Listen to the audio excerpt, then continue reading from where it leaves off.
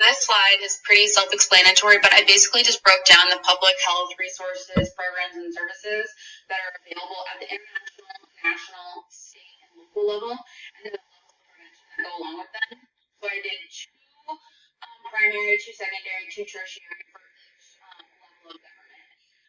This one you can pretty much read yourself. I can explain a few of them. So for like the local primary prevention, we have DARE here in Omaha.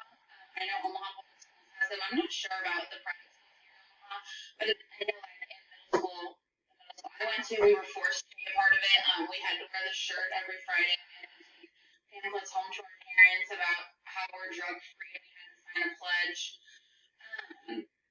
I know, like for the state level, at the secondary prevention, the Nebraska Highway Traffic Safety Administration.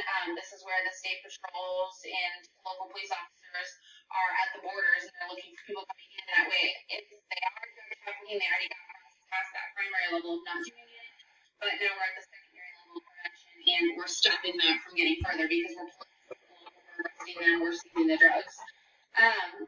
Another one I thought of for the state tertiary was I read about the Nebraska Drug Takedown Program.